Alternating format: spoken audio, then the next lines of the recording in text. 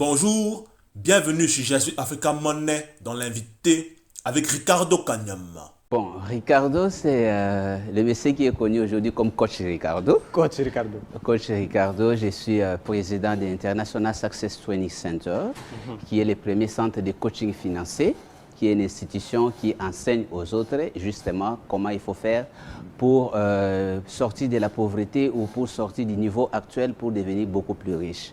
Je suis auteur et je suis auteur donc, des livres sur les succès, dont les livres La chef de ma mère, 45 secrets du succès et Pouvez-vous devenir riche et aller au ciel. Mais je suis avant tout d'abord un homme d'affaires, un entrepreneur parti du strictement rien, ce que nous appelons les self-made man. Alors, est-ce que c'est une théorie ou vous dites la vérité aux gens qui vous suivent? Le problème, c'est que tout est question de... Il n'y a pas de magie, c'est question de savoir et de connaissance. Lorsqu'on ne s'y connaît pas dans un domaine, tout paraît de la magie, tout paraît au-dessus de la réalité, tout paraît impossible, mais lorsqu'on se connaît dans un domaine, ça devient facile et on réussit plus facilement. Je pense que mon cas, c'est le cas de tout le monde, de tous ceux qui ont été formés dans notre système éducatif. Nous avons été à l'école avec l'illusion que l'école nous apprendrait comment devenir riche. C'est dans cette logique que nous avons été formés. Et j'ai été formé dans cette logique jusqu'à ce que j'ai fini mes études universitaires et j'ai obtenu le diplôme universitaire et j'avais fait la philosophie. Rendez-vous compte qu'à ce moment-là, je me rends compte qu'une chose est d'avoir un diplôme universitaire, une autre chose est de savoir comment devenir riche. Et donc, selon vous, avoir un diplôme ne te montre pas comment devenir riche? Bien. Nous devons comprendre que les systèmes éducatifs, presque tous les systèmes éducatifs, leur objectif, c'est de former des professionnels. Ça veut dire les gens qui ont des compétences dans un domaine précis. Si vous allez à l'université, dans une faculté de médecine, on forme des professionnels de la médecine, des gens qui peuvent résoudre des problèmes liés à la médecine. Si vous voulez maintenant devenir riche, vous devez associer une autre connaissance, qui est un autre savoir, c'est ce savoir dont nous parlons, qui est absent de notre système éducatif, qui consiste à comprendre la logique de la création de la richesse, l'intelligence financière et les stratégies qu'utilisent les riches universellement à travers le monde pour créer la richesse en partant de strictement rien. Alors, une question par rapport à cela. Beaucoup de gens travaillent, vous avez dit, dans des domaines divers, avec d'énormes diplômes. Mais finalement, sur le terrain, le rendement, c'est qu'ils vivent, ils croupissent dans la misère. En Afrique et en RDC de manière particulière.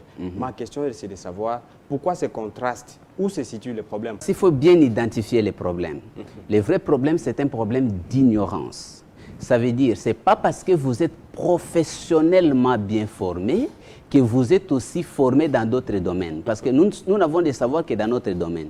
Alors, lorsque une personne est bien formée, par exemple, dans son domaine, prenons un journaliste, et qu'il ne se connaît pas dans les domaines de l'éducation financière ou de la création de la richesse, quels que soient les revenus qu'il aura de son travail, de sa profession, il ne saura pas transformer ces revenus-là en richesse.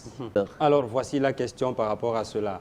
Est-ce qu'aujourd'hui, c'est par manque d'opportunités ou alors c'est l'université qui a failli à sa mission de former des gens qui peuvent quand même sortir de cette pauvreté, de cette léthargie qui ne développe pas l'Afrique? Oui, je pense que ce n'est pas l'université qui a failli ou ce n'est pas par manque d'opportunité. Parce qu'il y a une règle simple que vous devez savoir, une loi simple pour avoir des succès dans la vie. C'est lorsque la préparation rencontre l'opportunité qu'il y a succès. Lorsque vous rencontrez une opportunité et que vous n'avez pas eu une préparation préalable, cela ne peut pas se transformer en succès. Mais le problème, c'est que la préparation aussi doit être adéquate dans ces domaines-là. Imaginez si vous avez préparé quelqu'un comme mécanicien et il rencontre une opportunité dans le domaine de la médecine, il ne saura pas capitaliser cette opportunité-là.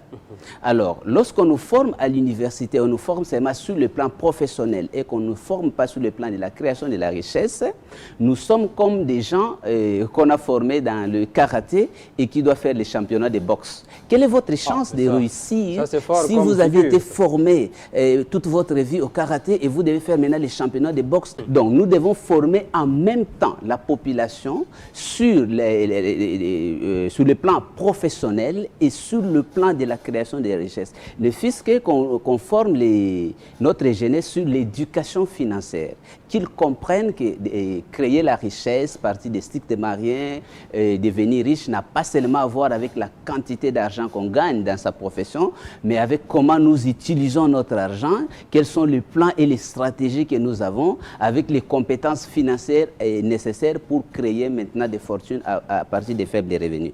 Donc moi je pense qu'on doit former les jeunes maintenant dans ces deux éventualités. Ils ne vont pas seulement faire face pour résoudre des problèmes professionnels, mais ils doivent aussi faire face et résoudre les problèmes financiers. Je me rappelle que vous êtes auteur de plusieurs ouvrages, notamment La chèvre de ma mère. Ici, vous racontez votre propre expérience purement personnelle. Bon, je pense que dans La chèvre de ma mère, je ne raconte pas seulement mon expérience personnelle, mais j'ai essayé de structurer l'essentiel de ce que l'homme doit savoir sur la richesse. Donc, c'est tout un cours sur l'intelligence financière, sur la culture financière et entrepreneuriale, sur l'investissement, sur comment créer les capitaux et comment développer sa richesse personnelle. Donc, c'est une manière d'apprendre aux Africains, dans un langage africain, à partir des éléments de notre culture, l'éducation financière nécessaire pour... Ici, vous apprenez aux gens à épargner, à savoir épargner à partir de ce qu'ils gagnent. Et au même moment, ils doivent non seulement épargner, mais aussi penser à investir. C'est cela le message? Le message clé, c'est que nous ne devons pas attendre que les fonds tombent du ciel. Je dois quand même rappeler votre propre expérience, que vous avez commencé avec une somme de 15 $ américains et pour aboutir à des centaines de milliers de dollars aujourd'hui. Est-ce que vous pouvez édifier un peu les auditeurs qui vous suivent à travers votre petite histoire? Comment vous avez commencé et d'où vous est venue cette idée justement de vous inculquer cette discipline financière et de quelle manière faut-il s'y prendre justement? Ok, cela est venu d'une réflexion parce que je vous ai dit que je suis philosophe. Lorsque j'ai fini les études universitaires, j'ai essayé de travailler avec mes compétences professionnelles que j'avais et je me suis retrouvé en train de gagner un revenu de 15 $. Alors, je me suis posé une question philosophique pour se dire pourquoi les choses sont telles qu'elles sont et non autrement. Donc, je me suis dit pourquoi, est-ce que c'est que les parents qui nous ont dit sur l'école, on dit allez à l'école, étudier, obtenir les diplômes et pour devenir quelqu'un. Est-ce que c'est vrai ou c'est faux? Et je me suis rendu compte que c'était une demi-vérité. Cela était vrai dans la mesure où l'homme, avec son diplôme, pouvait trouver un bon emploi avec un grand salaire, mais cela n'était pas vrai si l'homme ne pouvait pas trouver l'emploi et si, deuxièmement, malgré son emploi, il n'avait pas de connaissances nécessaires pour capitaliser son petit revenu du départ pour devenir riche. La première chose que j'ai fait, c'était acquérir ces connaissances qu'on n'enseignait pas dans notre système éducatif. C'était d'apprendre des gens qui sont partis des strictement rien. Et on n'apprend pas à devenir riche à l'université. Pourquoi? Parce qu'en général, les enseignants eux-mêmes qui enseignent ne sont pas des riches. On apprend à devenir riche auprès des riches. Ça, ce sont des connaissances qui ne sont même pas connues dans notre système éducatif. Et lorsque j'ai eu ces connaissances, ça m'a donné donc la capacité de savoir qu'avec le peu que j'ai gagné, au lieu de continuer dans une logique de consommation, de dépenser les 100% de mon revenu, sous prétexte que c'était très peu, je pouvais économiser une partie de ces revenus pour constituer un capital et dans un jeu d'investissement, je parle bien dans un jeu d'investissement intelligent, faire grandir graduellement. Ça veut dire quoi? Je me suis inspiré de l'histoire que je raconte de la chèvre de ma mère. Je me suis dit, voilà, ma mère a obtenu un troupeau de chèvres à partir d'une seule chèvre. Ok. Et que ma marâtre n'a plus jamais eu la chance d'obtenir un troupeau de chèvres parce qu'elle avait tué la seule chèvre qu'elle avait obtenue à la mort de mon père. Et que les cousins ont perdu leur troupeau de chèvres qu'ils avaient hérité à la mort de mon père parce qu'ils se sont mis dans la logique de consommation. Et ça symbolise notre comportement sur l'argent. Nous avons dans la société, par exemple, les cousins symbolisent ces gens qui gagnent des grands revenus et qui dépensent tous les revenus pour la consommation. Ils sont condamnés à rester pauvres à vie. Et la marâtre symbolise ces gens qui ont des petits revenus, mais qui disent c'est trop peu, nous avons beaucoup de besoins, on ne peut pas épargner une partie pour l'investissement. Et ma mère représente cette personne malgré les difficultés et qui comprend qu'il faut faire des sacrifices dans la vie. Il faut donc endurer les sacrifices d'aujourd'hui pour jouir demain. Donc il a gardé sa chèvre pour avoir un troupeau. Alors à cette époque, ici à Kinshasa, une chèvre coûtait 50 $ et un billet de 50 $ était donc l'équivalent de la chèvre. De même que vous pouvez utiliser ces billets pour une consommation quelconque, cela équivaut à tuer votre chèvre. Si vous conservez ces billets de 50 $ et vous trouvez les moyens pour l'investir, pour faire agrandir ce capital, cela équivalait à conserver votre chèvre et en vue d'obtenir un troupeau. C'est comme ça, graduellement, par des activités de vente et d'économie, je suis arrivé à 400 $ et c'était graduel. 400 $, 3500 $, 3500 $, 15 000 $, 15 000 $ et c'est une logique infinie et c'est la logique utilisée par les riches. La création de la richesse, c'est une logique normale des choses. Ça veut dire, si vous prenez un grain de maïs, si vous grillez ce grain de maïs, il perd le pouvoir de se multiplier.